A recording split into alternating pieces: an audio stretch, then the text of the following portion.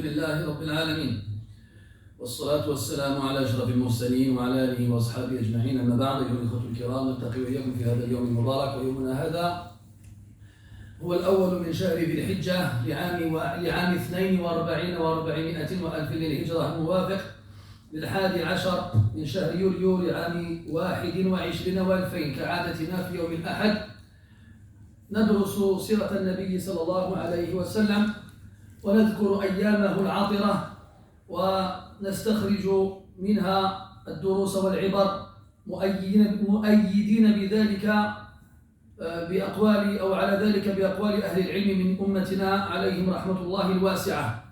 وكنا قد شرعنا في ذكر غزوة بدر الكبرى في الأسبوع الماضي. Mes chers frères, nous réunissons comme chaque dimanche. Nous sommes dans la première journée du mois de Dhul Hijjah de l'an 1442, c'est-à-dire le 11 juillet 2021. Comme chaque dimanche, nous étudions ensemble la vie du prophète sallallahu alayhi wa sallam et nous évoquons les événements des jours de sa noble vie alayhi salatu wa sallam, tout en déduisant les leçons et exhortations, en se servant bien entendu des paroles des savants de notre communauté, qu'Allah en fasse miséricorde. Nous avons commencé la semaine dernière à évoquer l'événement majeur, un des événements majeurs de la vie du prophète alayhi salatu wassalam, qui est la bataille de Badr.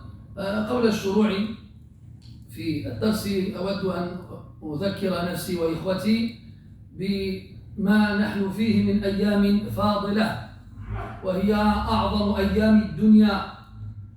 وقد قال النبي صلى الله عليه وسلم أن العمل فيهن أحب إلى الله من العمل في غيرهن. فلذلك أحث نفسي وإياكم على الاجتهاد في هذه الأيام وإعمارهن بالعمل الصالح وبالطاعات وبالكف عن المعاصي والزلات، لعل الله عز وجل أن يكتب لنا بذلك الأجر العظيم. Avant de commencer le cours, mes chers frères, donc je tenais à vous rappeler, ainsi qu'à moi en premier, que nous sommes rentrés dans le mois de Dhul Hijjah. Le mois de Dhul Hijjah, qui est le dernier mois de l'année, qui est aussi le mois du pèlerinage, un des mois du pèlerinage, qui est aussi un des mois sacrés. C'est un mois dans lequel nous avons les meilleurs jours de l'année. Les 10 premiers jours de ce mois-ci sont les meilleurs jours de l'année. Ibn Rajab al-Hanbali, rahimahullah ta'ala, il dit qu'ils sont même meilleurs que les 10 dernières nuits de Ramadan. Parce que le mérite des dernières nuits de Ramadan ne concerne que la nuit, alors que le mérite des jours de Dhul Hijjah concerne le jour et la nuit. Et le prophète sallallahu alayhi wa sallam a dit que les actions vertueuses et méritoires accomplies durant ces jours-ci sont meilleures et préférées auprès d'Allah Azza wa Jal que les actions dans le reste des jours de l'année. C'est donc des jours que l'on doit remplir par les bonnes actions et par l'obéissance, et dans lesquels on doit s'efforcer au maximum de délaisser la désobéissance. Allah Ta'ala dit, en parlant des mois sacrés en général, منها أربعة الحرم ذلك الدين القيم فلا تظلموا فيهن أنفسكم. Voici la religion droite. Dans les 12 mois de l'année, il y en a 4 qui sont sacrés. Ne vous faites pas du tort à vous-même durant ces jours-ci. Et l'asaf, très malheureusement, ces jours-ci ont perdu leur importance et leur valeur auprès des gens, de la plupart d'entre eux chez les musulmans. C'est-à-dire que c'est des jours banals, classiques. Tout ce à quoi on pense, c'est un bon prix pour le mouton, pour l'Eid. Quant au fait d'y accomplir des actions, là malheureusement, ce n'est pas tout le monde qui y pense. Donc, qu'on se rappelle les uns les autres, et celui qui n'est pas capable de faire des efforts supplémentaires durant ces jours-ci, pour faire plus de bien, eh bien, au minimum, qu'il s'efforce de ne pas faire de péché. Ala kulli hal, surtout que, je finirai là-dessus, comme l'année dernière, le pèlerinage cette année est devenu un luxe réservé à une poignée de privilégiés. Avant, c'était par millions qu'à chaque année, les gens faisaient le pèlerinage. Par millions que les gens déferlaient dans les rues de la Mecque en se dirigeant vers Mina, Arafat, Muzdalifa et en criant Labbaik Allahumma Labbaik. Cette année, malheureusement, très peu parmi les musulmans ont eu ce privilège-là. 60 000 selon les chiffres officiels. Et le croyant, normalement tous les ans, en temps normal, lorsqu'il n'a pas l'occasion de s'y rendre, il doit ressentir dans sa poitrine ce manque. الحنين. Allah dit dans le Coran فَاجْعَلْ أَفْئِدَةً مِنَ النَّاسِ تَأْوِي إِلَيْهِمْ. Donc, Ibrahim alayhi salam a demandé à Allah tabaraka wa ta'ala de faire que le cœur des croyants soit plein de manque à l'idée d'être éloigné de la Mecque et de ne pas pouvoir y accomplir le pèlerinage. Donc pareil, c'est aussi une chose qu'on doit garder en tête, que dans les jours qui vont arriver, le pèlerinage va avoir lieu et que certains vont l'accomplir quand nous en serons privés. Et au moins ressentir en soi ce manque, cette tristesse, ce chagrin de ne pas être sur place. ونسأل الله تعالى لا يحرمنا الحج إلى بيته العظيم مرة أخرى. Je demande à Allah Azza wa Jal de ne pas nous priver à nouveau dans les années qui vont suivre de faire le pèlerinage à sa noble demeure. وفي الحديث إن عبدا وسعت عليه لم يأتي هذا البيت في 5 سنين لمحروم. Dans le hadith, quand il dit sallallahu alayhi wa sallam, Allah Ta'ala, il dit, un de mes serviteurs, à qui j'ai donné mes bienfaits, je donnais suffisamment pour qu'il puisse venir à la Mecque. Mais qu'il ne s'y rend pas une fois tous les 5 ans. Une fois tous les 5 ans. Il a suffisamment de moyens pour y aller. Et pourtant, 5 ans passent sans qu'il ne s'y rende. Il a dit la mahroum. C'est quelqu'un de privé, mahroum. Imaginez-vous, cette crise elle dure plus de 5 ans. Et que pendant 5 ans, personne ne peut s'y rendre pour y faire le pèlerinage. Que ce soit le grand ou le petit. Il faudra se poser des questions à ce moment-là. Il faudra se dire peut-être qu'on avait l'occasion d'y aller quand on voulait, mais ça n'était pas quelque chose d'important pour nous. On préférait prendre des vacances à Copacabana, ou là, je ne sais pas d'autres villes de ce genre-là. On préfère aller au bled, mais partir faire le pèlerinage, c'était jamais une priorité pour la plupart d'entre nous. Le résultat des courses aujourd'hui, on ne sait pas quand est-ce qu'on pourrait retourner. Et la mort, elle n'attend personne. La mort, elle vient quand Allah lui ordonne de frapper. Et tu ne pourras pas lui dire « Attends, j'ai pas encore fait le hajj ». T'étais où toi les années d'avant? T'étais où? Tu faisais quoi? على كل حال نسأل الله تعالى من فضله ولا يحرمنا فضله خير ما عنده بسوء ما عندنا.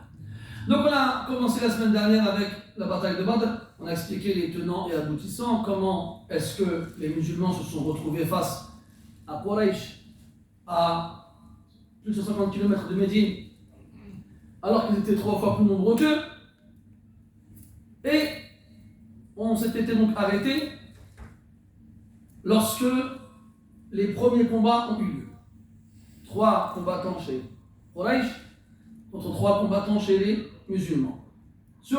Donc les 3 combats ont été remportés par les musulmans, alhamdulillah, même si Ubadah ibn al-Harith radiyallahu anhu a été grièvement blessé et est mort quelques jours plus tard. Puis, comme on l'avait dit, ces premiers combats, ces duels, avaient un impact très fort auprès des armées. C'est-à-dire que les victorieux remplissaient la poitrine de leurs alliés de courage et de bravoure. Quant à ceux dont les combattants ont été vaincus, eh bien, ressentir la peur et sentir la défaite.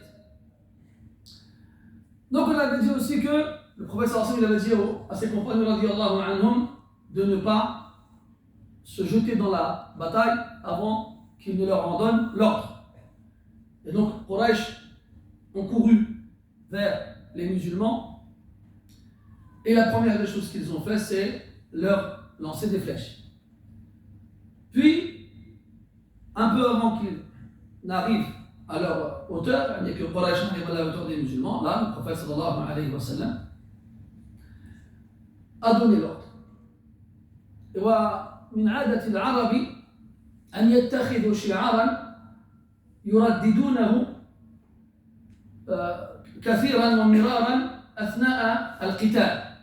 Et parmi les habitudes des Arabes, lorsqu'il y avait une bataille, c'était de prendre un slogan, une devise, qu'ils répétaient sans cesse pendant la bataille. Et là, le slogan des musulmans lors de cette bataille-là était Ahadun Ahad, qui n'est pas sans rappeler quoi?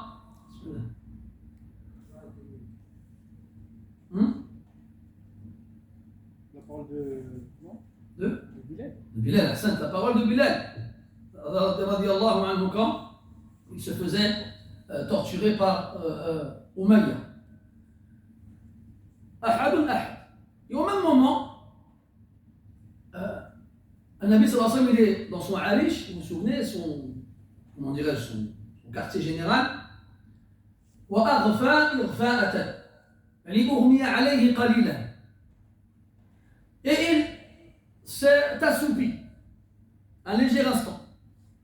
فلما أفاق قال عليه الصلاة والسلام لأبي بكر رضي الله عنه أبشر أبا بكر أتاك نصر الله هذا جبريل آخذ بعنان فرسه يقوده على ثناياه النقع. Donc le prophète s'est assoupi un léger instant, puis après avoir repris ses esprits, il s'est adressé à Abu Bakr radiallahu anhu en lui disant: réjouis-toi, ô Abu Bakr, le secours d'Allah t'est parvenu. Voici Jibril qui a dans ses mains les brides, les rênes de sa monture, de son cheval. Il le dirige vers le champ de bataille. Ala thanayahu an-naqa'. An-naqa', c'est la poussière. Et sur les flancs de la monture de Jibril alayhi salam, il y avait la poussière pour indiquer qu'il allait traverser le champ de bataille. Comme dans Surat al-Adiyat. وَالْعَادِيَاتِ ضَبْحًا فَالْمُورِيَاتِ قَدْحًا فَالْمُغِيرَاتِ صُبْحًا فَأَثَرْنَ بِهِ نَقْعًا. النَّقْع للغبار.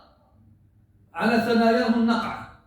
Donc les chevaux qui galopent à travers le champ de bataille, ils font se lever la poussière et qui va s'imprégner, du moins qui va se poser sur eux. Et dans le hadith, le prophète alayhi salatu wassalam, que la poussière qui est respirée par le combattant sur le champ de bataille ne se rassemblera jamais avec la fumée du feu de l'enfer.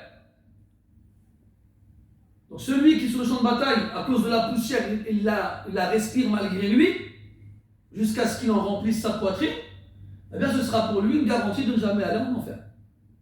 Jamais la fumée de l'enfer ne se réunira avec la poussière respirée par le combattant. إذن نزلت الملائكة لنصرة المؤمنين.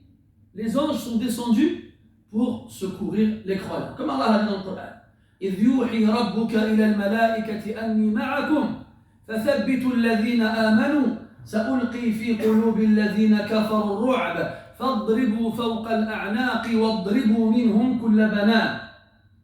Comme Allah a dit dans Surat Al-Anfal. Vous vous souvenez, la semaine dernière, on avait dit que deux sourates dans lesquelles Allah Ta'ala nous parle de la bataille de Badr, Al-Imran et Al-Anfal. Et dans Al-Anfal, Allah Ta'ala dit, lorsque Allah a révélé aux anges qu'il est: je suis avec vous, raffermissez et renforcez ceux qui ont cru. Je vais mettre dans le cœur de ceux qui ont mécru la terreur. Fadribu fawqa al-a'naq, frappez au-dessus des coups, wadribu minhum kulla banan, et frappez aussi toutes les phalanges. Les bananes, c'est les phalanges. Atraf al-asabi'. Et les sahaba radiyallahu anhum, bien entendu, ne voient pas les anges. Ne voient pas les anges. ولكن رأوا أثناء المعركة أثناء القتال أن بعض الأعداء تطير رؤوسهم وأيديهم ولا يعلمون من أين يقع ذلك. Donc les gens ne voient pas les anges, ni les croyants, ni les mécréants, personne ne voit les anges. Mais pendant la bataille, alors que les croyants donc, échangeaient des coups avec leurs ennemis, il y a des personnes qui, subitement, instantanément, voyaient leur tête s'envoler. Ou bien des fois, c'était des bras entiers qui partaient. Le bras qui tenait l'épée. Sans que celui qui était frappé ne sache d'où ça vient, ni celui qui assiste à la scène. Il y a beaucoup d'hadiths qui parlent de cela, notamment Jibril alayhi salam, il avait dit au prophète sallallahu alayhi wa sallam, comment vous considérez ceux parmi vous qui ont participé à la bataille de Badr? Ensuite il leur répondait, min khiyarina, parce que c'est des meilleurs parmi nous. Et Jibril répondait alayhi sallam, wa hakadha nahnu fil malaika. Et c'est aussi comme ça qu'on agit chez les anges. Comme quoi les anges qui ont participé à la bataille de Badr sont les meilleurs des anges parmi tous les anges. Puis, le prophète sallallahu alayhi wa sallam, labisa lammata. Il a revêtu son équipement pour combattre et il s'est approché du champ de bataille. Et il récitait le verset où Allah Ta'ala dit Sayuhzamul jam'u wa yuwalluna ad-dubur. Sayuhzamul jam', yani leur groupe sera vaincu et connaîtra la défaite, wa yuwalluna ad-dubur, et ils tourneront le dos, ils partiront en fuyant. ثم أخذ النبي صلى الله عليه وسلم حفنة من تراب ورماها نحو العدو وهو يقول عليه الصلاة والسلام شاهت الوجوه فما منهم أحد إلا أصابته تلك الحفنة في عينيه ومنخريه وفمه. Et puis le prophète sallallahu alayhi wa sallam a pris dans sa main une poignée de sable qu'il a jeté en direction de l'ennemi. Et il a dit shahatil wujuh, c'est-à-dire que les visages soient enlaidis. Et à ce moment-là, il n'y a pas un ennemi dans le camp adverse sans qu'il ne reçoive un peu de ce sable-là, dans les yeux, les narines ou dans la bouche. Et puis le prophète sallallahu alayhi wa sallam s'est lancé lui aussi dans la bataille. Et les Sahaba radiallahu anhum voient le prophète combattre au milieu d'eux, même être au devant de l'armée. Et donc là encore, ils ressentent leur motivation exploser et leur courage ne plus avoir de limite. Et ils combattent tous aux côtés du prophète alayhi as-salatu was-salam.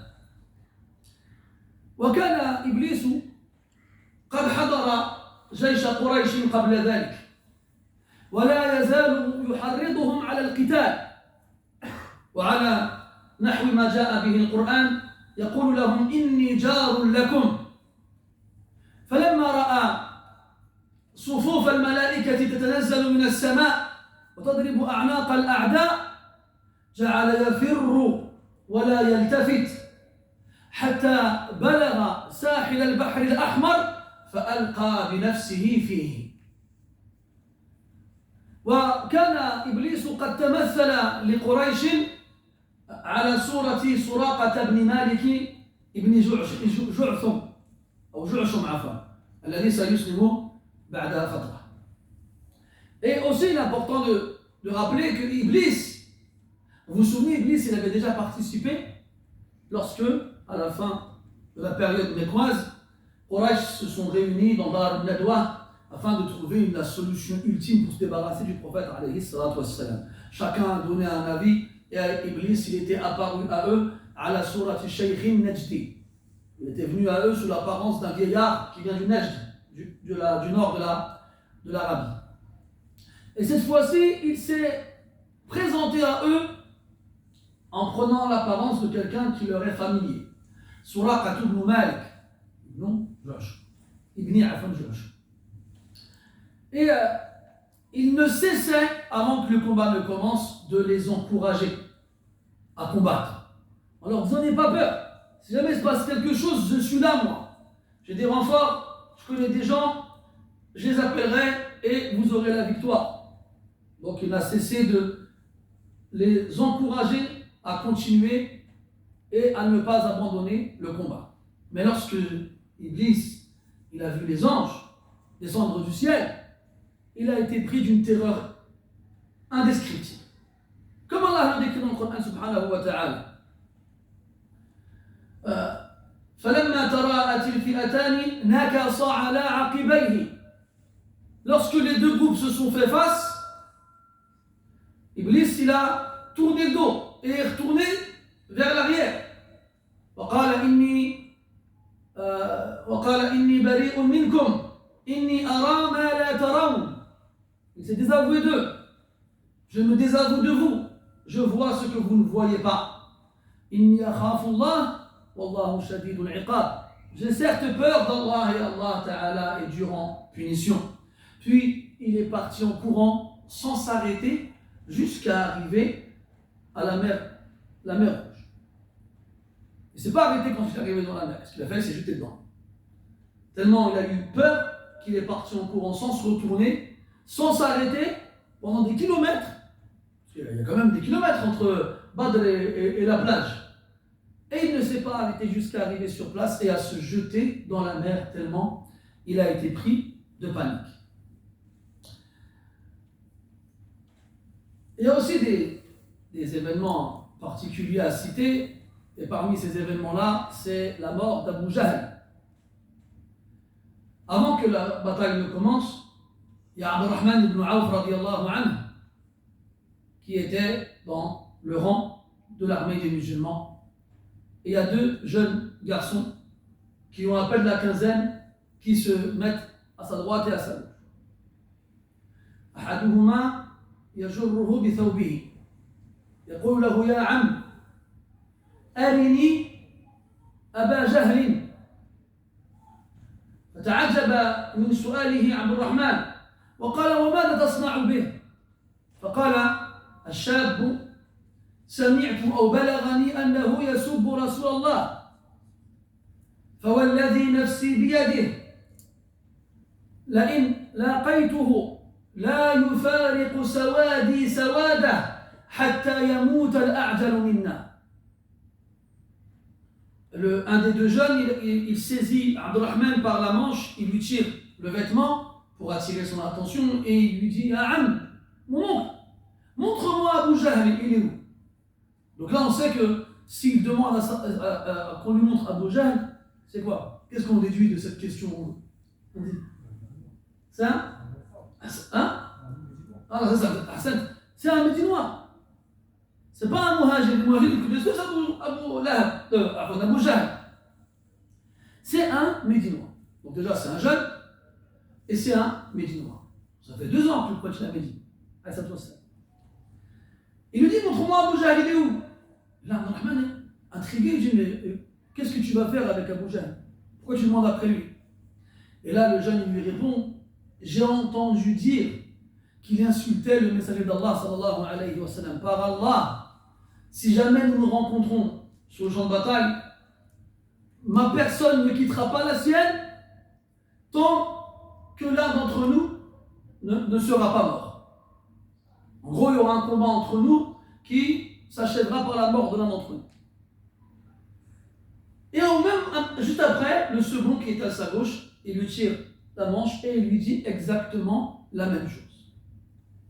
Alors Abdurrahman, il regarde dans le rang opposé et il voit Abu Jahl. Et Abu Jahl, il avait pris ses précautions.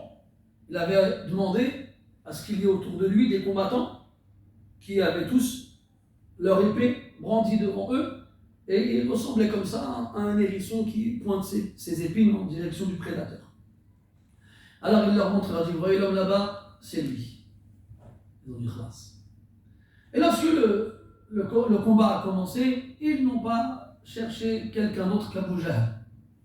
Et ils ont foncé vers lui. La bataille a commencé entre eux, et l'un des deux a été blessé. Certains disent qu'il a eu le bras coupé, d'autres disent qu'il a eu la jambe coupée. Ouais, il a été blessé. Mais à la fin, les deux eurent raison de Abu Jahl et lui donnèrent à chacun un coup de leur épée. Et le laissèrent en train de se noyer dans son sang. Puis ils retournèrent auprès du prophète alayhi salatu wassalam, yakhtasimani ilayhi ayyuhuma qatalahu al-awwal.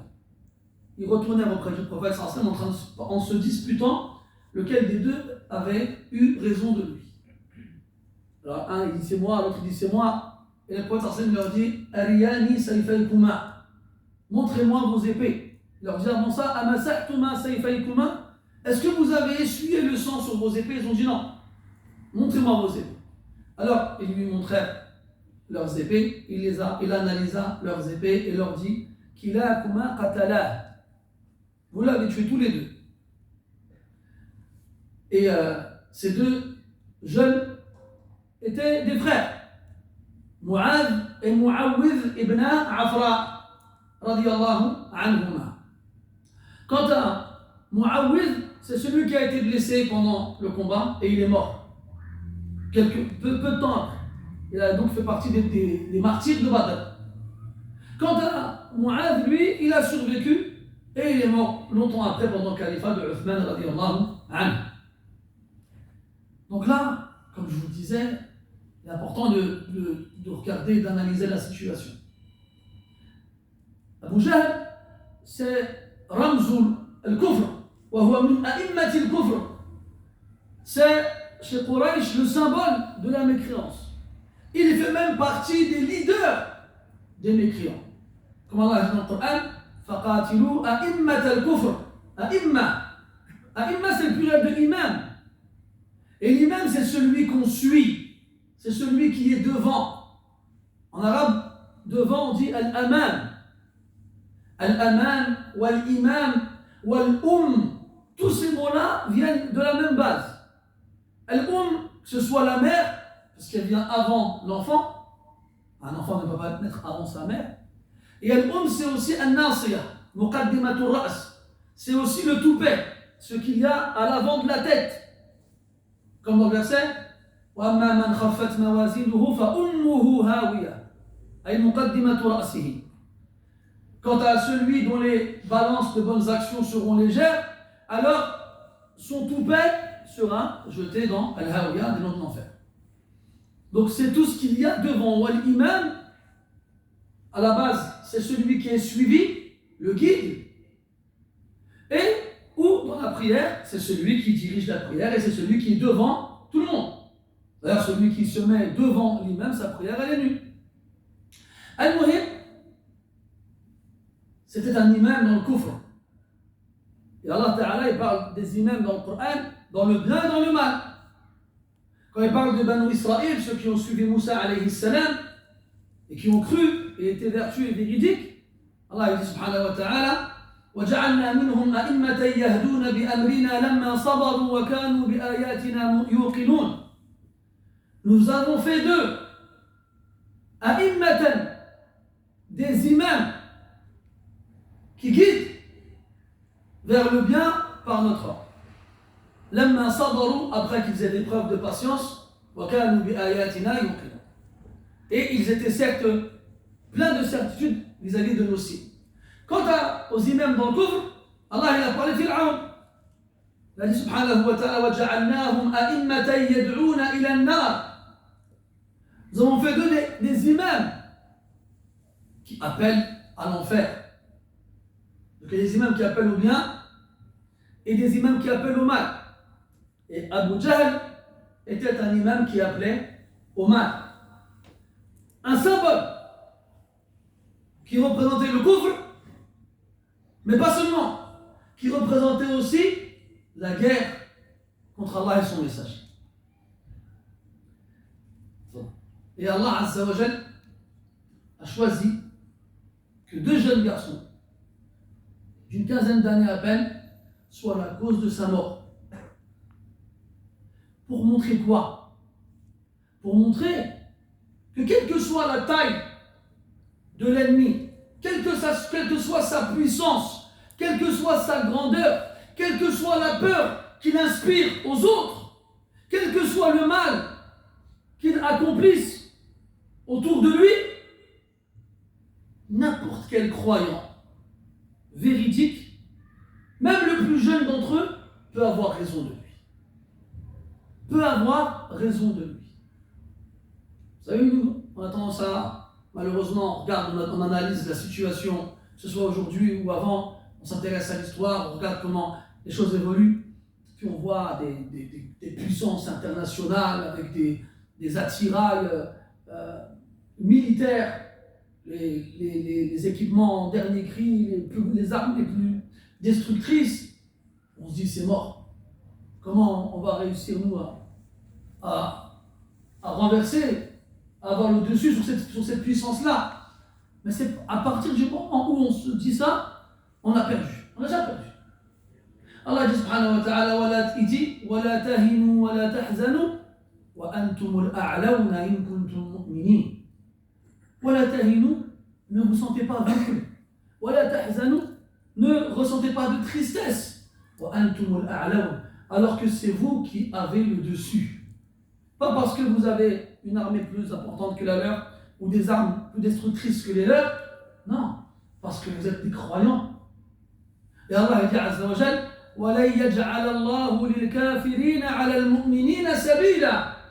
Il a dit l'an, qui indique la négation absolue. Jamais Allah ne donnera aux mécréants une voie, une issue sur les croyants.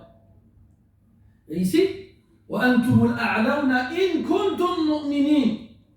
Si vous êtes croyants, فَالْمَسْأَلَةُ مَسْأَلَةُ إِيمَانٍ. Donc la question, c'est une question de foi en fait.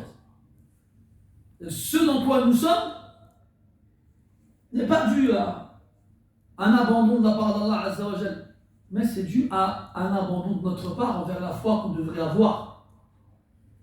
Si Abu Jahl, il a fait autant de mal parmi les croyants, il a fait autant de mal au prophète alayhi salatu wassalam, et il a fait tout ce qu'il pouvait pour s'opposer à cette religion qui est celle d'Allah Azza wa Jal, et pourtant ces deux jeunes garçons qui ont eu raison de lui, c'est pour que tu comprennes que quel que soit ton âge, quel que soit ton état, si tu es croyant, c'est toi qui auras le dessus et personne d'autre.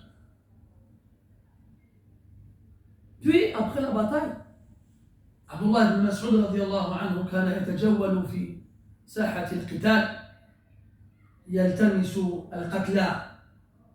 Abdullah ibn Mas'ud radiyallahu anhu marchait sur le champ de bataille à la recherche des victimes pour voir qui est mort. Et il trouve Abu Jahl يلفظ نفسه الأخير ما زال به رمق, en train d'agoniser, toujours vivant, il n'est pas mort. Alors il approche de lui et il pose son pied sur sa poitrine.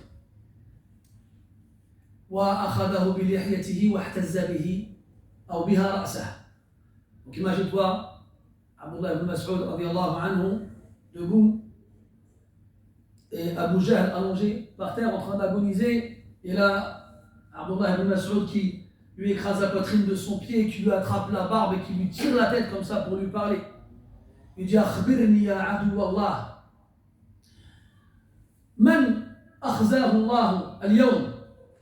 Il dit informe-moi, ô ennemi d'Allah, qui a été avili par Allah aujourd'hui. Et vous vous souvenez que la semaine dernière on avait dit que le prophète il a fait dua avant le début de la bataille, et qu'Abu Jahl aussi il a fait dua avant le début de la bataille. Zama a demandé que celui que tu secours soit que celui que tu aimes le plus soit secouru. Il dit qui alors a été avili par Allah aujourd'hui? Et là Abu Jahl il répond toujours avec orgueil et mépris. Il a toujours méprisé Abdullah ibn Mas'ud radiyallahu anhu, toujours. Al-Muhim, après Abdullah ibn Mas'ud radiyallahu anhu, non, Abu Jahl il dit à Abdullah ibn Mas'ud radiyallahu anhu, liman ad-da'iratul yawm? Qui a eu le dessus aujourd'hui? Parce qu'on a dit Abu Jahl, dès le départ de la bataille, il s'est fait blessé mortellement par Mu'adh et Mu'awwidh. Donc il ne sait pas ce qui s'est passé lui encore. Donc il dit à Abdullah, qui a eu le dessus alors aujourd'hui? Alors il lui répond, Allah wa rasuluhu. Allah et son messager. Et là, Abu Jahl, il esquisse un dernier sourire et il lui dit, laqad irtaqayta murtaqan sa'ban ya ruway'iya al-ghanam. Jusqu'au bout, le mépris, le dédain, le déni plutôt. Il dit, tu viens de monter à comment dirais-je, tu viens d'occuper une place trop haute pour toi au petit berger. Ya ruway'iya al-ghanam, petit berger. Parce que toute sa vie, pour lui, Abdullah ibn Mas'ud n'était qu'un berger. Et là, Abdullah ibn Mas'ud radiyallahu anhu, il l'achève. Et il le décapite. Et il ramène sa tête au prophète alayhi salatu wassalam. Et quand le prophète sallallahu alayhi wa sallam, il a vu la tête d'Abu Jahl, il a dit Allahu Akbar, alhamdulillahi alladhi sadaqa wa'dah, wa nasara 'abdah, wa hazama al-ahzab wahdah. ثم قال عليه الصلاة والسلام هذا فرعون وهذه الأمة. Quand il a vu la tête d'Abu Jahl, il a dit Allahu Akbar, que soit loué Allah, celui qui a tenu sa promesse et qui a secouru son serviteur et qui a fait échouer les groupes, les armées de Quraysh, seuls. Puis il a dit en finissant, il a dit voici le pharaon de cette communauté. Fir'aun, هذه الأمة. Et quand il dit هذه الأمة, il est important de préciser que quand on parle de Ummah, de communauté, il y a deux communautés. Il y a Ummatu Da'wa et Ummatu Al-Istijaba.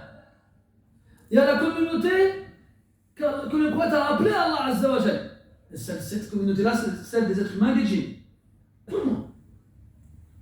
وما أرسلناك إلا كافة للناس بشيرا ونذيرا قل يا أيها الناس إني رسول الله إليكم جميعا. Comme Allah le dit dans le Coran, Allah Ta'ala a envoyé le prophète sallallahu alayhi wa sallam à tout le monde. Donc il les a tous appelés à Allah Azza wa Jal. Tous. Et ils font donc tous partie de la communauté appelée par le prophète à Allah Azza wa Jal. Puis il y a celle qui lui a répondu, Ummatul Istijab. C'est les musulmans, les croyants. Les croyants. Comme quand Allah Azza wa Jalla dit Kuntum khayra ummatin ukhrijat lin-nas. Vous êtes la meilleure des communautés. Celle qui a répondu à l'appel du prophète alayhi as-salatu was-salam. وقد قيل أن المقصود بالأمة هنا العرب. Et certains ont dit que la umma ici fait référence aux Arabes.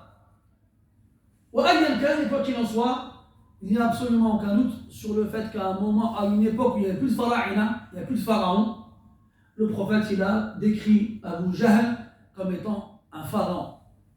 Dans quoi? Dans le takabbur, dans al-Touryan, dans al-Kufr, dans l'orgueil, la mécréance et la rébellion. C'est comme ça que Allah Ta'ala a décrit Fir'aun dans le Coran. Et ce jour-là, le jour de la bataille de Badr, a été appelé dans le Coran par Yawm al-Furqan. Allah Azza wa Jalla dit dans Sourate Al-Anfal toujours وَاعْلَمُوا أَنَّمَا غَنِمْتُم مِّن شَيْءٍ فَأَنَّ لِلَّهِ خُمُسَهُ وَلِلرَّسُولِ وَلِذِي الْقُرْبَى وَالْيَتَامَى وَالْمَسَاكِينِ وَابْنِ السَّبِيلِ إِن كُنتُمْ آمَنتُم بِاللَّهِ وَمَا أَنزَلْنَا عَلَى عَبْدِنَا يوم الفرقان يوم التقى الجمعان والله على كل شيء قدير. Le jour de la bataille de Badr a été appelé dans le Coran par son nom. وَلَقَدْ نَصَرَكُمُ اللَّهُ بِبَدْرٍ وَأَنْتُمْ أَذِلَّةٌ. Et ici, il l'a appelé Yawm al-Furqan. Et le Furqan, en français, on traduit ça par le discernement. C'est pas faux, mais pas de façon absolue. Important de préciser. Pendant Allah dit dans le Coran, Ya ayyuhalladhina amanu tattaqullaha yaj'al lakum furqana. Si vous craignez Allah, il vous donnera un discernement, dans le sens de distinguer les choses. Mais le mot furqan, à la base, il est tiré du verbe farraqa, qui veut dire séparer. Séparer les choses. Et al-furqan, dans le sens de discernement, c'est la capacité, l'aptitude à séparer les choses de façon claire. C'est que pour toi, quand tu as ce discernement-là, tu es capable de distinguer les choses clairement, de les séparer, de ne pas les mélanger. C'est dans ce sens-là le furqan. Mais ici, quand on appelle la bataille de Badr Yawm al-Furqan, c'est dans le sens de la séparation. C'est dans ce sens-là, le furqan. Parce que ce jour-là, les croyants ont combattu donc Quraysh, et dans les deux camps, il y avait des parents avec leurs enfants.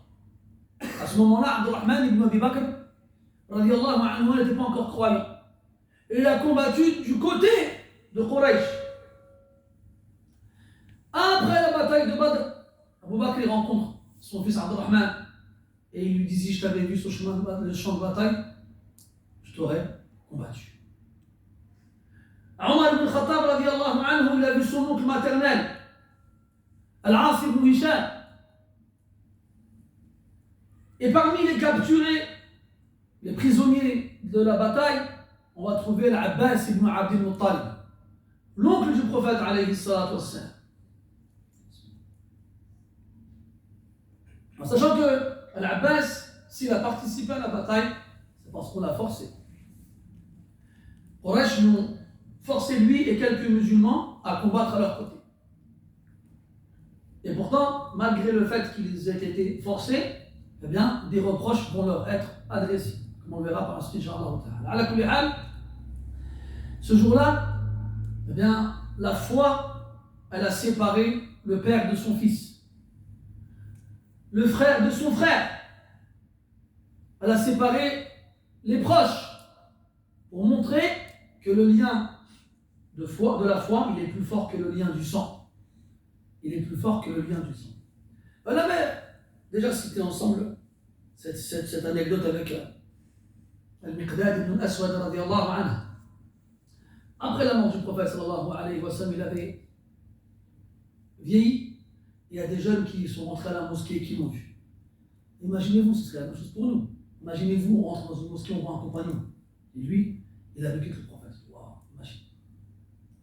Déjà, nous, aujourd'hui, ça nous est déjà arrivé, on a rencontré des gens qui ont été des élèves, des grands savants, comme Cheikh Ibn Baz, Cheikh Al-Uthaymin, et quand on s'est assis à des côtés, on se dit: waouh, t'as vu Cheikh Al-Uthaymin, t'as vu Cheikh Ibn Baz, waouh, quel vénard. Nous, on était comme ça, comme des fous. Et bien, imagine-toi, tu rencontres quelqu'un qui a vécu avec le prophète sallallahu alayhi wa sallam.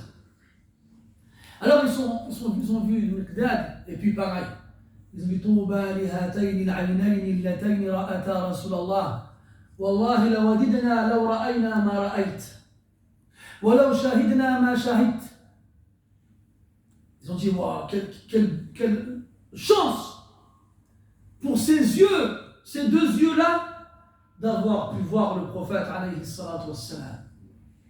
Par Allah, on aurait tant souhaité voir ce que tu as vu et assister aux événements auxquels tu as assisté. Et là, le Miqdad, il devient rouge de colère. Rouge de colère. أَوَمَا يَحْمَدُ أَحَدُكُمُ اللَّهَ عَزَّ وَجَلَّ عَلَى أَنْ أَوْجَدَهُ فِي هَذِهِ الدُّنْيَا لَا يَعْرِفُ إِلَّا اللَّهَ وَرَسُولَهُ. Il dit: l'un d'entre vous ne va-t-il pas remercier Allah Azza wa Jal de l'avoir créé ici-bas en ne connaissant qu'Allah et son messager? Ils n'ont pas connu le kufr, ils n'ont pas connu le shirk, et leur famille non plus. Il dit: Wallahi, on a vécu à une époque qui était la pire des époques. Allah, il a envoyé son messager à une époque qui était la pire des époques, dans laquelle les gens étaient les plus durs dans la mécréance. Et on a dû, sur le même champ de bataille, combattre nos pères, nos frères, nos enfants.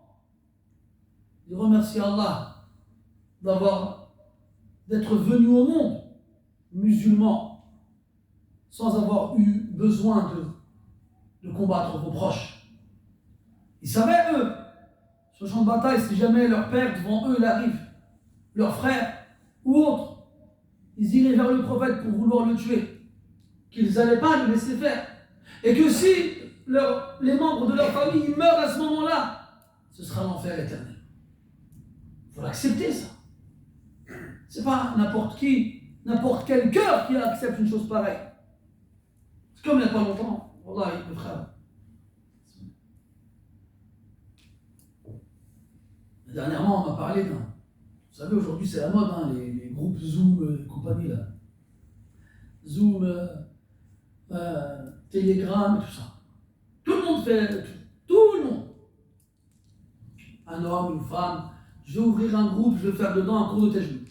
Wow, au début, tu sais bien, Inch'Allah, un cours de tajwid, c'est sympa. Ça s'arrête jamais au tajwid. Ça commence avec le tajwid, ça finit avec le tawhid. Et quelqu'un qui connaît les ahkam al-nun sakina al-tanwin, ça ne veut pas dire qu'il connaît ahkam al-aqidat fi din. Deux choses différentes. Alors, il y en a une là. Elle a ouvert un groupe Zoom. Et dedans, elle donnait des conseils. Inch'Allah.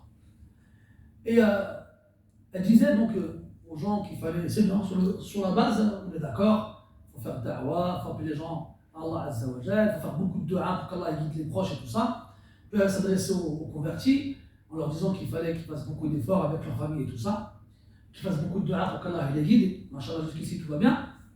Puis elle leur dit, si jamais ils meurent, eh bien continuez de demander à Allah de leur pardonner. Oh, qu'est-ce que tu racontes là? Parce qu'elle dit, on ne sait jamais. Mais ce qui est extraordinaire, c'est que cette personne-là, soi-disant, c'est un hafid dans le Coran, elle a une ijaza dans le Coran, elle a des cours de tajwid, mais c'est une ignorante finie dans le Coran lui-même en fait. Et quand Allah nous a interdit d'implorer pardon pour eux, tu l'as sauté ce verset ou quoi là? ما كان للنبي والذين آمنوا أن يستغفروا للمشركين. Qu'est-ce que tu veux de plus clair que ça en fait? Et ce qui est grave, c'est que c'est du takdhib sarih du Coran. Quand tu viens, quand tu dis non, il faut continuer à espérer, alors qu'Allah te dit non, ça veut dire quoi ça? Ça veut dire que tu remets en cause la parole d'Allah elle-même directement, waliyadu billah. Tout à l'heure, il y a un frère, il m'appelle, il me dit ouais, il y a une sœur, elle a écrit un livre. Je me dis, c'est bien. Il me dit cette sœur-là, elle a écrit un livre, quelqu'un de sa famille qui est mort, je sais pas si c'est un cousin, un voisin, je sais pas, c'est bien. Zama, elle était triste de la mort de ce proche-là, alors elle a écrit un livre.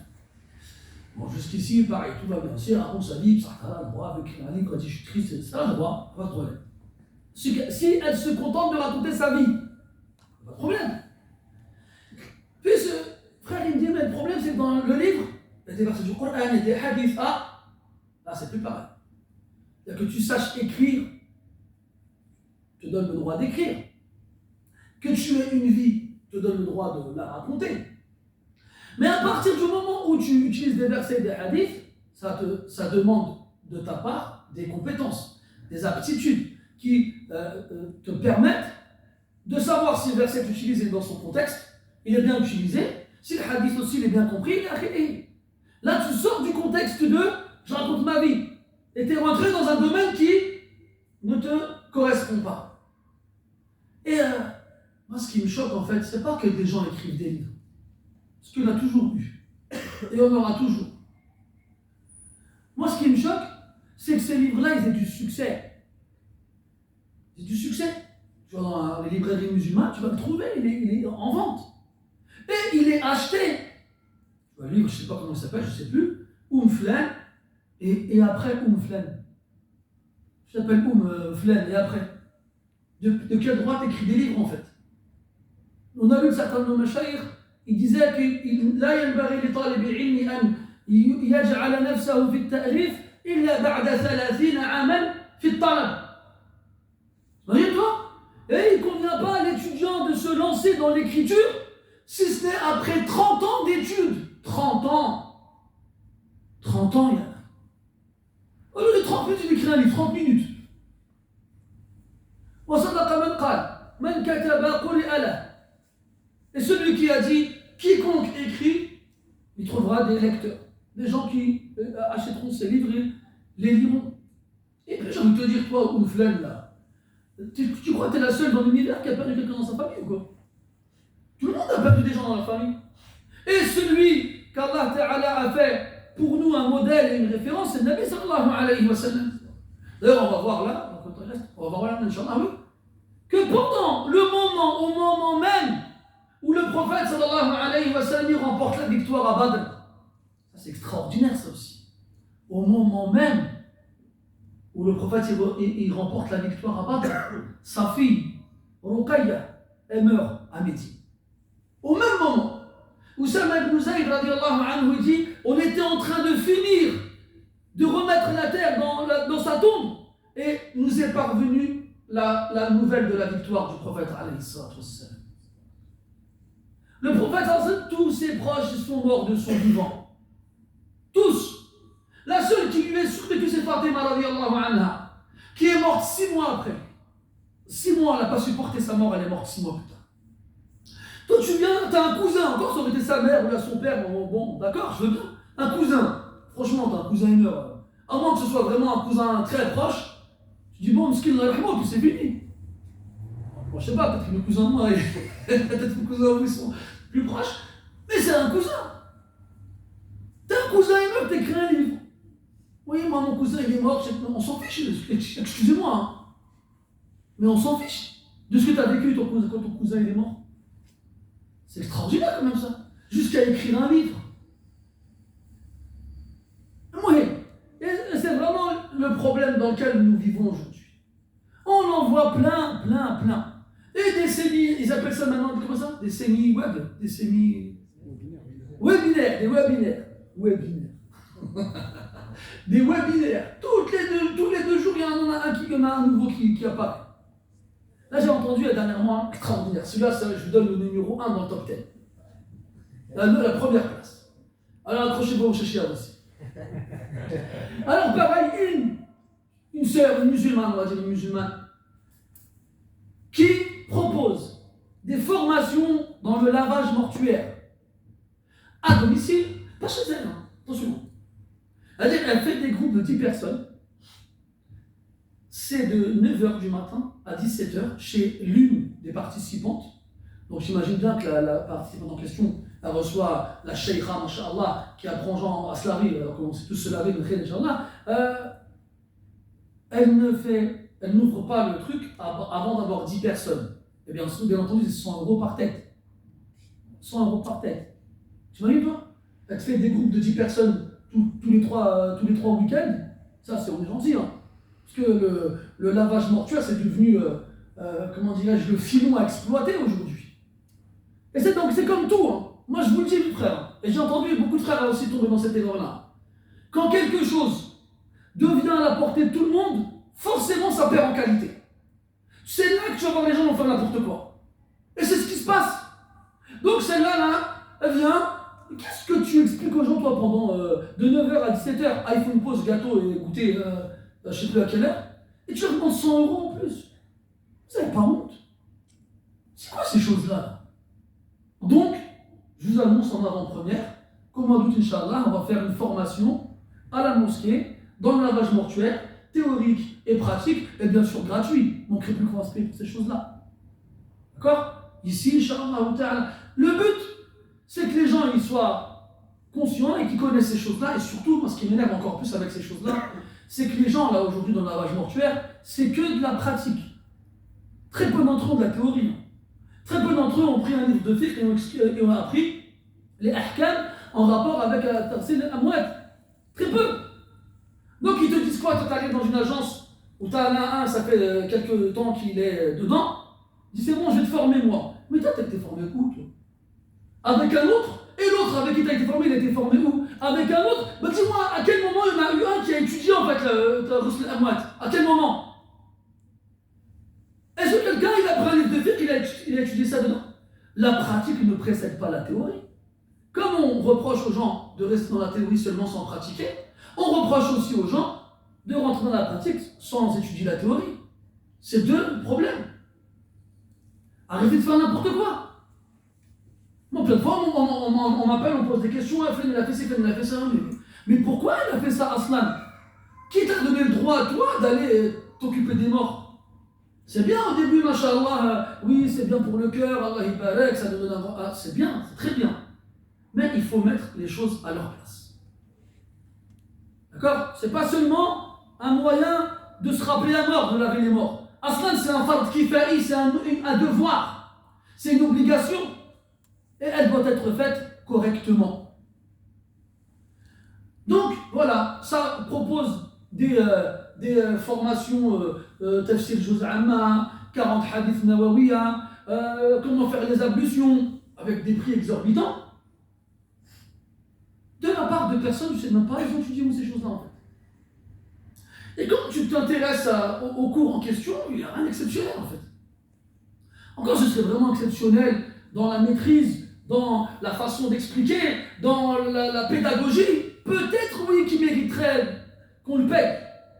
Mais ça n'a rien d'exceptionnel. Limite, il a le rétroprojecteur là avec PowerPoint. C'est tout la chose qu'on peut dire, ouais, il a fait quelque chose de particulier.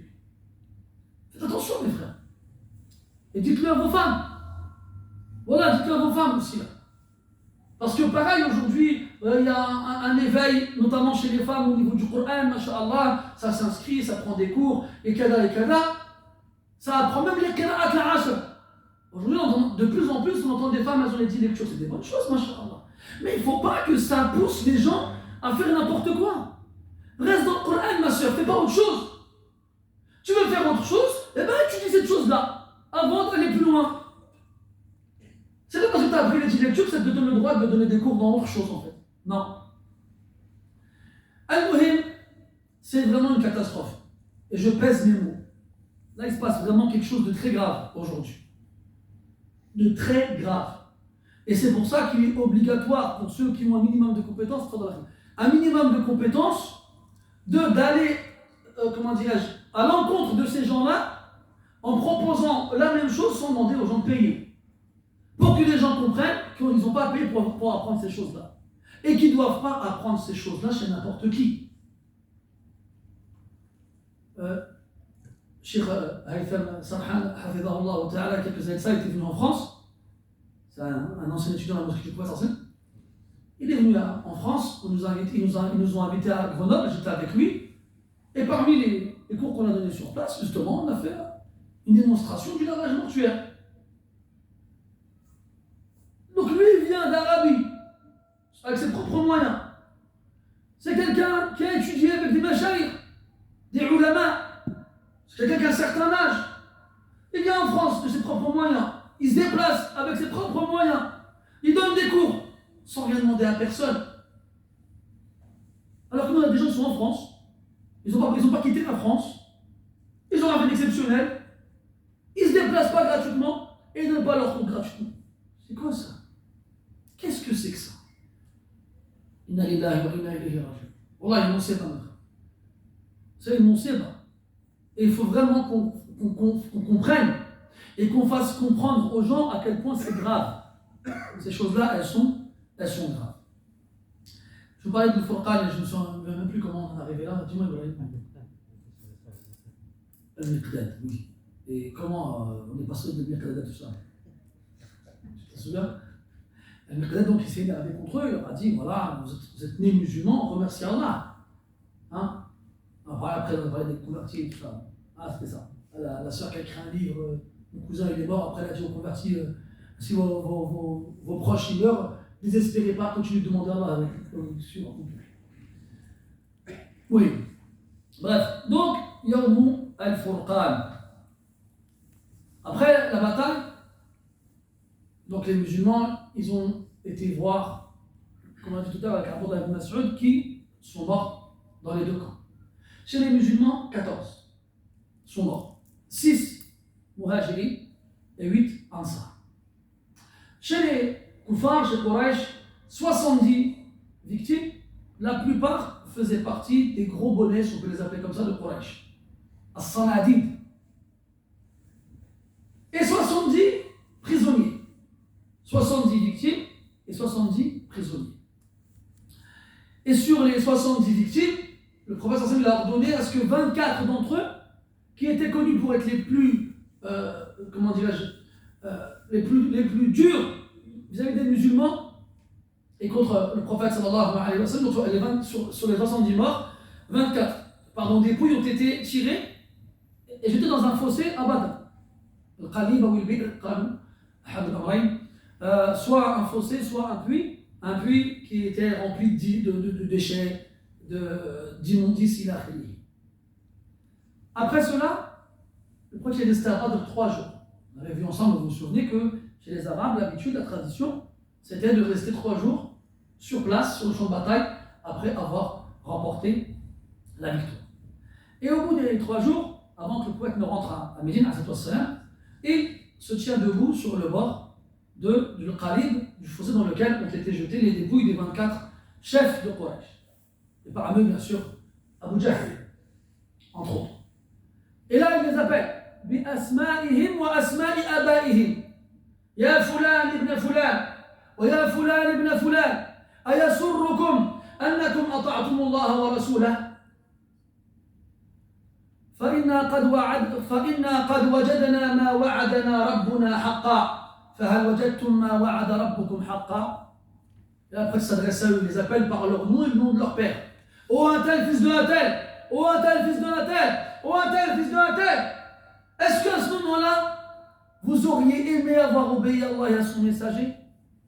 Puis il leur dit, nous avons certes trouvé ce que notre Seigneur nous avait promis comme étant véridique. Et vous, avez-vous trouvé ce que votre Seigneur a promis comme véridique? Et là, Omar ibn Khattab, radiyallahu anhu, il entend le prophète sallallahu alayhi wa sallam, il lui dit, Ya Rasulallah, tukhatibu qawman qad jufu. Tu t'adresses à des gens qui sont devenus des cadavres, qui sont morts. Et là, le prophète sallallahu alayhi wa sallam lui dit, Ma antum bi asma'a lima aqulu minhum, ghayra annahum la yujibun. Vous n'entendez pas plus que ce que je leur dis. Sauf que eux, ils ne peuvent pas répondre. Après la fameuse mas'ala, encore une mas'ala, qui normalement ne devrait même pas être traitée parmi les gens. Ça, c'est les questions des khawas. C'est les questions techniques qui doivent être étudiées par un certain niveau. Mais aujourd'hui, malheureusement, avec le comment on pourrait appeler ça, poliment, l'anarchie qui règne avec Internet et avec YouTube et avec les j'en passe et d'autres, t'as des gens qui viennent te voir, voilà, moi des fois je suis étonné, voilà. Ils viennent te voir et ils disent, ouais, est-ce que c'est vrai que les morts ils entendent les vivants?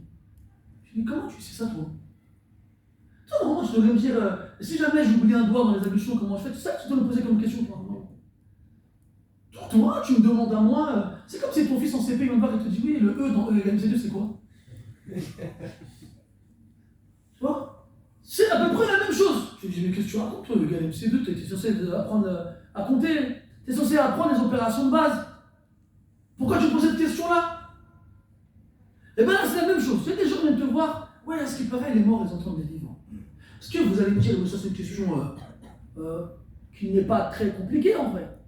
Ben, en fait, la raison pour laquelle ce n'est pas des choses à connaître, c'est qu'est-ce qu'on cherche derrière. Que ceux qui vont te dire qu'on a le droit d'invoquer les morts, de demander aux morts certaines choses, ils vont partir du principe où on n'a pas le droit de demander quelque chose à quelqu'un qui ne peut pas répondre, à quelqu'un qui ne peut pas entendre. Imagine, Yassine il est en Algérie, moi je suis en France, et je me mets sur mon toit et j'écris Yassine, je sais très bien qu'il ne m'entendra jamais. Ramène-moi de l'Algérie, je sais pas moi, quelque chose. Je sais très bien qu'il ne m'entendra jamais. Pourquoi je l'appelle? Donc tu n'as pas le droit d'appeler quelqu'un et lui demander quelque chose alors que tu sais très bien qu'il ne pourra pas t'entendre. Ça rentre dans le shirk. Alors, il y en a qui ont dit quoi? Mais si on demande aux morts, c'est pas du shirk parce qu'ils entendent. Et comme ça, ils veulent justifier le fait de demander aux morts. Comme ce qu'on voit malheureusement dans nos pays, des gens qui vont auprès des tombes et qui disent il y a Sidi Flan, il y a Sidi Flan. Quand tu dis demande à Allah, demande pas lui, il est mort, qu'est-ce que tu fasses pour toi? Non, mais il entend, c'est un wali. Comme ils disaient Quraysh à l'époque, avec leur asnam.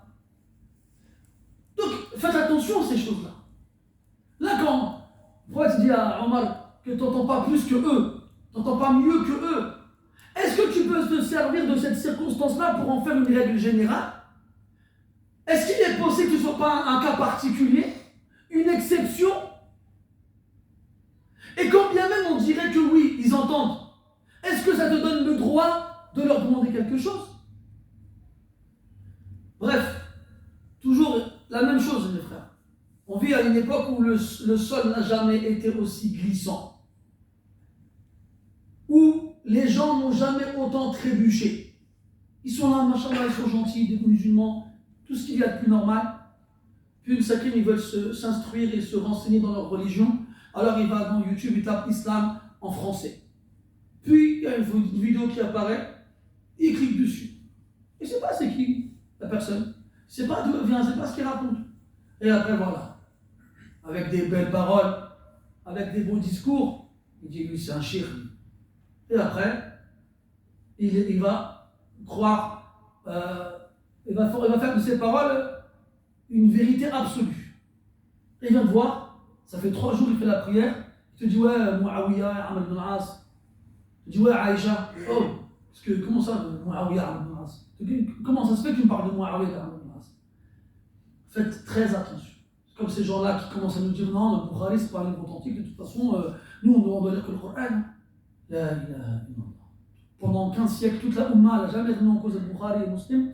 Puis il a fallu attendre que des ignorants qui ne savent pas lire, qui connaissent rien du hadith, ils viennent nous dire non, le Bukhari c'est pas un livre à lire ou à suivre. Wallahi mes frères, faites très attention, on n'a jamais été autant en danger dans notre religion qu'aujourd'hui. Jamais. Fahdaruhum. Combien de temps? Donc, la bataille elle est finie. Vas-y, tout. La bataille elle est finie. Quraysh rentre à Mecca, comme dit l'expression la queue entre les jambes.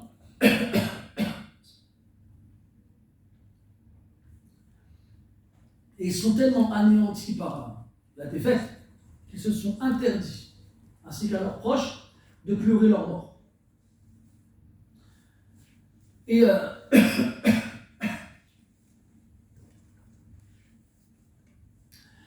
Al-Aswad ibn al-Muttalib, il a eu 3 fils qui sont morts pendant la bataille de Badr. Et il n'a pas supporté de ne pas pouvoir aller pleurer. Il dit non. La in bakaytum ala qatlakum la shammatkum al-muslimun. Si jamais vous pleurez sur vos morts, les musulmans ils vont en profiter pour se moquer de vous. C'est vous qui nous avez cherchés, c'est vous qui êtes venus à nous, vous étiez plus nombreux que nous, et maintenant vous pleurez. Ils ne voulaient pas ça. Alors ils se sont interdits de pleurer leur mort. Et Al-Asad ibn al-Muttalib, il a eu 3 fils qui sont morts pendant la bataille. Et il n'a pas supporté de ne pas pouvoir pleurer ses fils. Et un jour, on entend une femme qui pleure. Et alors qu'en fait, elle a eu un petit chameau qui s'est perdu. Et quand il a entendu pleurer, il s'est dit ah bah c'est bon, on va pleurer alors. Et alors il s'est approché, il a entendu qu'elle pleurait un petit chameau, là il n'a pas supporté. Il dit quoi? Il a dit une femme, elle pleure un chameau, moi je pleure pas mes fils. Wallah, les Arabes vont entendre pleurer jusqu'à la mort. Et il a fait une poésie dans laquelle il faisait les éloges de ses enfants après leur mort. Quant à Médine, donc on a dit, au même moment, approximativement, l'information arrive à Médine. En sachant que pendant ce temps-là, avant que l'information leur parvienne, eh bien, il y avait quelques juifs qui faisaient courir le bruit, comme quoi les musulmans avaient perdu et avaient tous été exterminés à Badr. Quand l'information est arrivée, le prochain envoyé deux de ses compagnons, Abdullah ibn Rawaha et Zayd ibn Haritha, à Médine, en précurseur, en éclaireur, en éclaireur, c'est un grand film de moment, c'est machallah. Alors, ils ont donc répandu la nouvelle, et là, à Médine, c'est la joie, c'est la fête. Takbir wa tahlil, et ils se dirigent vers l'entrée de Médine par laquelle le prophète va revenir après être arrivé, rentré de Badr. Et là, comme je vous le disais tout à l'heure, il y a 2 choses. La première, on va commencer par la moins difficile, c'est que parmi les captifs de guerre, les 70 prisonniers de Quraysh, le prophète il a ordonné à ce que 2 d'entre eux soient exécutés. Al-Nadr ibn al-Harith et Uqbat ibn Abi Mu'ayt. Ils furent exécutés. Cela, il n'y a pas de négociation possible. Ils étaient tellement durs envers les musulmans, ils ont fait tellement de mal quand les musulmans étaient à la Mecque, notamment envers le prophète. Vous vous souvenez, Uqba, c'est lui qui a mis le placenta de la chamelle sur le dos du prophète alors qu'il était en prosternation.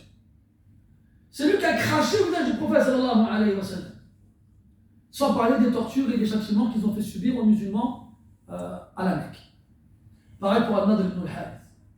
Donc imaginez, et là c'est là, imaginez-vous, les musulmans ils sont heureux, ils sont joyeux, le prophète il est heureux, Allah il l'a secouru contre ses ennemis de la Mecque. Ils arrivent à la Mecque, et là, la Fatima et Kulthum qui sont en train de l'attendre. Tout le monde est heureux, joyeux, Allahu Akbar, Alhamdulillah. Et Fatima et Kulthum attendent le prophète en pleurant.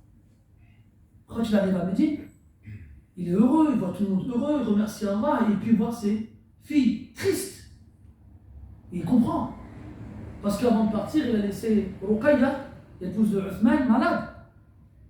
Et Uthman d'ailleurs, il n'a pas pu accompagner le prophète à Badr parce qu'il est resté au chevet de son épouse alors qu'elle était malade. Et comme on l'a dit, elle est morte à ce moment-là. Donc mettez-vous à la place de Fatima et de Kulthum qui dans la liesse générale doivent annoncer la nouvelle à leur père et au prophète alayhi salatu wassalam. Mais toi qui n'es pas un fils de prophète et dont le père ou la mère n'est pas un prophète, imagine-toi, tu dois annoncer la mort d'un de tes frères ou d'une de tes sœurs à un de tes parents. qu'Allah nous préserve de cette épreuve. Ah, ça doit être terrible. Terrible.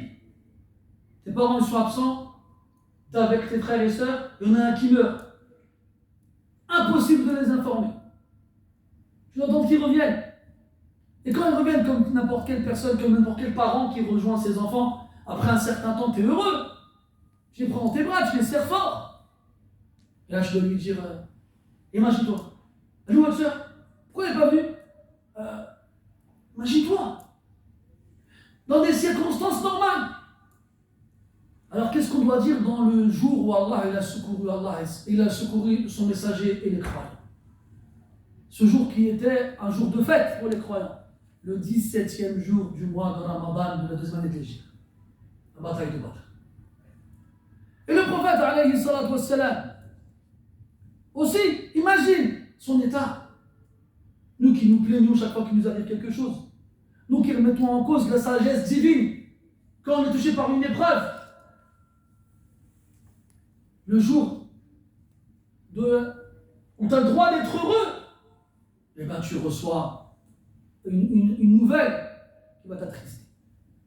Et tout ça pour qu'Allah il apprenne à son messager alayhi salatu wassalam que ce bas monde, ce n'est pas un monde dans lequel on est heureux, dans lequel on est joyeux tout le temps. Yawmun nusar wa yawmun nusar.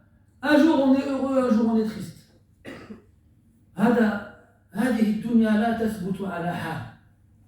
Ce bas monde, il ne reste pas fixe sur un état. Un jour tu gagnes, un jour tu perds. Un jour tu es heureux, un jour tu es triste. La joie totale et absolue et définitive, c'est l'akhirah. C'est tout.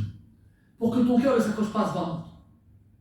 Pour que ton cœur comprenne que ce bas monde-là, ce n'est pas un monde qui est fait pour nous. C'est juste un passage. C'est juste une étape dans notre voyage. C'est tout. Une étape dans laquelle on doit s'approvisionner pour la destination finale. Approvisionnez-vous et sachez que la meilleure des provisions, c'est la piété. Comme il disait Abu Huraira radiyallahu anhu avant de mourir, il pleurait. On dit pourquoi tu pleures? Il a dit je m'apprête à faire un long voyage et je ne sais pas si j'ai suffisamment de bagages pour arriver à destination. Et Zayn al-Abidin disait dans son poème connu, Safari ba'idun wa zadi lan yuballighani. Mon voyage est loin, la distance que je veux atteindre elle est loin. Wa zadi lan yuballighani. Et mes provisions ne me feront pas arriver à destination. Et si le prophète sallallahu alayhi wa sallam il a été éprouvé par la mort de ses proches dans les plus grands événements, dans les plus grands événements de sa vie. Tu crois que tu vas y échapper, toi? Tu crois que tu vas y échapper? Tu ne vas pas y échapper. Tu vas être éprouvé, toi. Et dans le hadith,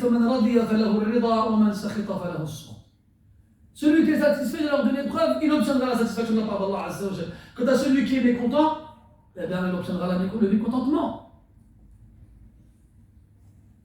Ruqayya meurt, radiyallahu anha wardaha. Et le prophète sallallahu alayhi wa sallam, il console Uthman de deux façons. Tu vois, toi? C'est le père qui console le gendre. Une femme elle meurt. À votre avis, qui va plus être triste de sa mort? Son père ou là son mari?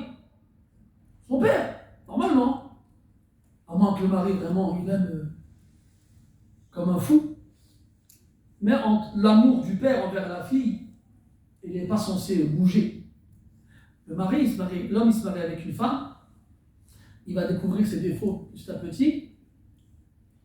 Et si elle a des qualités, donc, elles vont ces qualités-là lui faire oublier ses défauts. Si elle n'a pas beaucoup de qualités, ou si elle en a peu, ou si ses défauts sont vraiment grands, il ne va pas l'aimer. Il ne va pas l'aimer. Et c'est pas parce qu'il ne l'aime pas qu'il doit être dur ou bien injuste envers elle. Le prophète dit sallallahu alayhi wa sallam, la yafrik mu'minun mu'mina, in kariha minha khuluqan radiya minha akhar. Qu'aucun croyant ne déteste une croyante. Les canons ne détestent pas sa femme.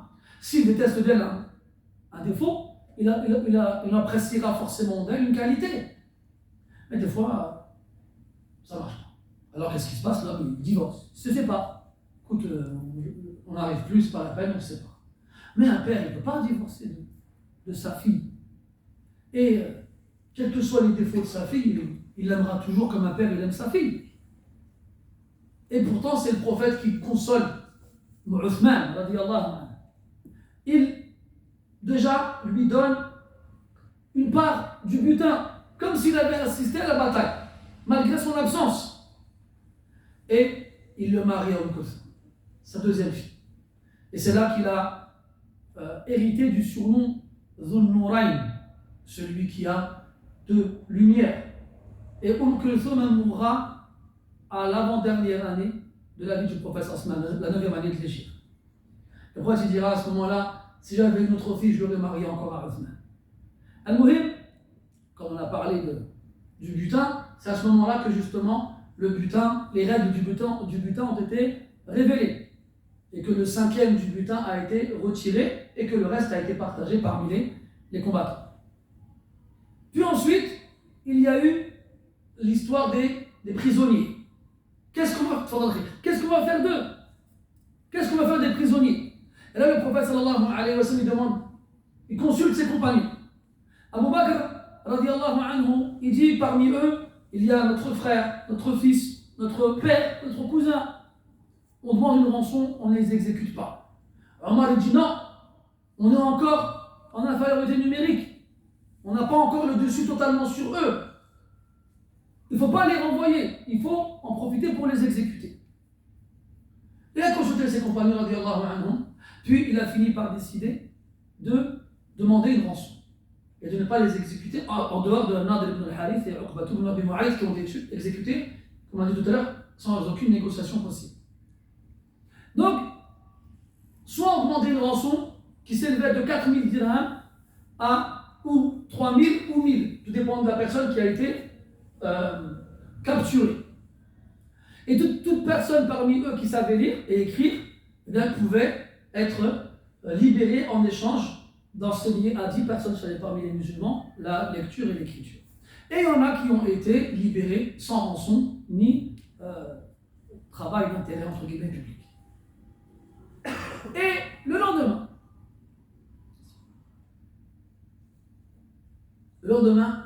Omar radiallahu anhu, il va voir le prophète et il est en train de pleurer avec Abu Bakr radiallahu anhu. Il est en train de pleurer, il leur dit, pourquoi pleurez-vous? Dites-moi pourquoi vous pleurez. Si jamais je ressens envie de pleurer, je pleurerai avec vous. Sinon, je me forcerai. Et là, le prophète lui récite le verset qui a été élevé dans l'Anfal toujours. ما كان لنبي أن يكون له أسرى حتى يثخن في الأرض تريدون عرض الدنيا والله يريد الآخرة والله عزيز حكيم لولا كتاب من الله سبق لمسكم فيما أخذتم عذاب عظيم فكلوا مما غنمتم حلالا طيبا واتقوا الله إن الله غفور رحيم. En gros, Allah Ta'ala il a reproché au prophète sallallahu alayhi wa sallam d'avoir demandé une rançon et donc de leur avoir permis de se libérer en reprenant exactement les arguments de Omar ibn Khattab radiyallahu anhu. ما كان لنبي أن يكون له أسرى حتى يثخن في الأرض. On ne peut pas avoir de captifs tant qu'on n'est pas encore installé fermement sur terre. C'est encore comment dirais-je, pas bancal, c'est pas un bon mot, c'est pas encore, comment? Faible aussi, même c'est pas encore ferme, leur domination n'est pas totale, il ne faut pas renvoyer les ennemis chez eux. Ce n'est pas la décision à prendre. Et on verra par la suite qu'en fonction de l'évolution des musulmans, justement, cette chose-là va évoluer aussi. Dans Surat Muhammad, Allah tabaraka wa ta'ala dit فَإِمَّا مَنًّا بَعْدُ وَإِمَّا فِدَاءً حَتَّى تَضَعَ الْحَرْبُ أَوْزَارَهَا. Al-man, c'est libérer l'esclave sans rien lui demander, le prisonnier sans rien lui demander. وَإِمَّا فِدَاءً, ou demander une rançon. Donc en gros, le amir, qu'est-ce qu'il a? Il a le choix, dans certaines circonstances, entre exécuter le prisonnier ou le libérer sans demander rien en échange, ou le libérer moyennant rançon. Dans d'autres circonstances, il n'y a pas d'autre alternative possible que de l'exécuter. Donc, c'est là que tu vois les kuli maqami maqal, que dans chaque circonstance, il y a un jugement et une parole qui lui correspond. C'est pour ça que tout ce qui a trait à la guerre, au combat, est régi par des règles précises. C'est toute une législation. Le djihad, c'est une ibad. Et parmi les conditions de l'adoration pour qu'elle soit acceptée près d'Allah Azza wa Jal, c'est al-ikhlas wa al-muwafaqa. C'est-à-dire faire la chose pour Allah Azza wa Jal et que cette chose-là soit accomplie conformément aux règles qui la correspondent. C'est pas il prend les armes et puis il part à la guerre. Non! Ça ne marche pas comme ça. On le verra dans de nombreuses fois, il y a certains compagnons qui ont pris des initiatives sans en revenir au prophète sallallahu alayhi wa sallam et qui ont été, réprimandés par le prophète alayhi wa sallam. Il y a une autorité, il y a une loi, elle doit être respectée. C'est pas il vient, il prend un couteau, il prend, comme on a vu dans les dernières années ou les derniers mois, ça c'est extraordinaire quand même.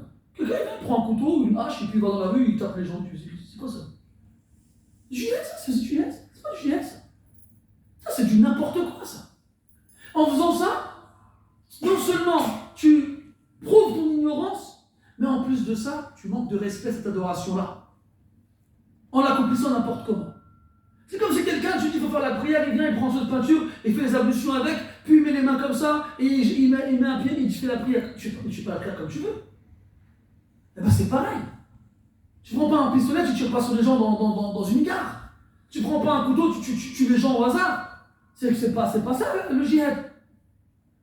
Et malheureusement, encore une fois, comme je vous disais tout à l'heure, ces gens-là, qu'est-ce qu'ils ont fait? Ils vont sur internet, YouTube, djihad, et puis ils voient tout et n'importe quoi, et après ils prennent un couteau, ils sortent dans la rue, ils tuent les gens en criant Allahu Akbar. Subhanallah. Et regardez aujourd'hui. Normalement, dans les 10 premiers jours de Dhul Hijjah, il y a ce qu'on appelle al-takbir al-mutlaq. Parmi les sha'aïr de ces jours-là, al-takbir al-mutlaq, c'est-à-dire que les musulmans, ils crient Allahu Akbar sans se restreindre à un moment précis dans la journée ou à un événement précis comme les prières obligatoires. Vraiment, les musulmans dans la rue, ils marchent et crient Allahu Akbar, Allahu Akbar, dans les marchés Allahu Akbar, chez eux Allahu Akbar, au travail Allahu Akbar. Parce que là, si on descend aujourd'hui, ça courrait partout au secours. Ils préparent quelque chose. À cause de qui? À cause de ces gens-là. Malheureusement. Alors qu'on devrait faire ça normalement. Et à cause de ces actes irresponsables, on est nous les premiers pénalisés. Avant, tu prenais le train. C'est déjà arrivé, moi, la SNCF, la gare de Nord ou la gare du Lyon. La gare de Lyon, c'est l'heure de la prière. Je sors dans ce jardin, je fais la prière, mais m'a fait wahadet. J'ai déjà fait ça il y a des années. Je sors mon tapis, je fais la prière, personne ne m'a jamais rien dit. J'ai travaillé à l'aéroport de Roissy, moi. On a prié là-bas sans aucun problème pendant des années. Moi, je me souviens, dans un local, c'était pas vraiment un local, c'était un couloir. On était 4-5, on a fait une jama'a, on a prié. Il y a je sais pas si c'était des pilotes ou des gens qui travaillaient chez Air France, ils nous ont vus. Et je vous dis ça à la mosquée sans aucune hésitation. Ils se sont arrêtés pour ne pas passer devant nous le temps qu'on finisse la prière. J'imagine tout. Ça, c'était à l'époque du 11 septembre.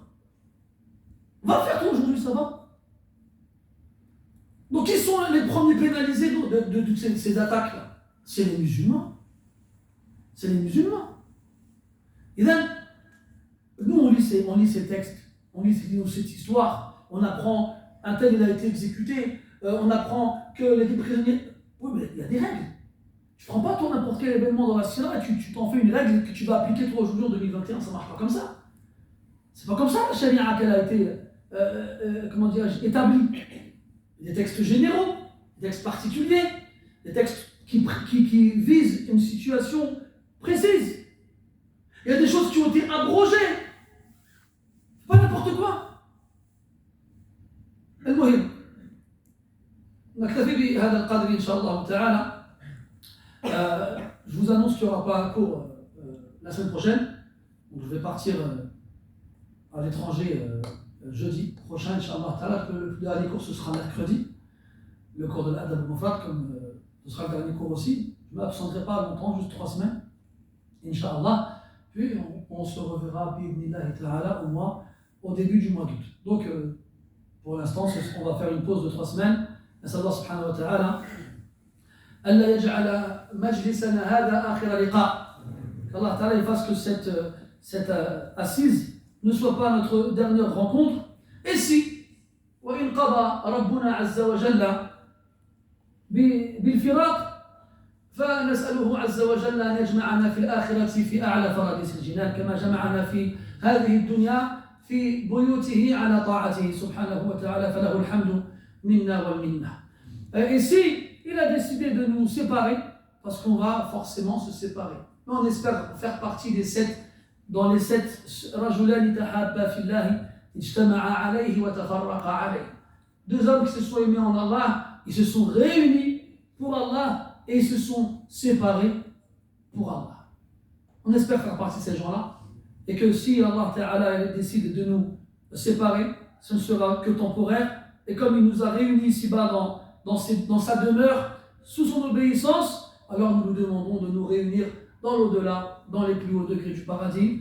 حفظكم الله وبارك فيكم وجزاكم كل خير على صبركم وحسن استماعكم معي وأسأل الله عز وجل لي ولكم التوفيق والسداد. سبحانك اللهم وبحمدك أشهد أن لا إله إلا أنت نستغفرك ونتوب إليك. صلى الله على نبينا محمد وعلى آله وأصحابه أجمعين والحمد لله رب العالمين وبارك الله فيكم.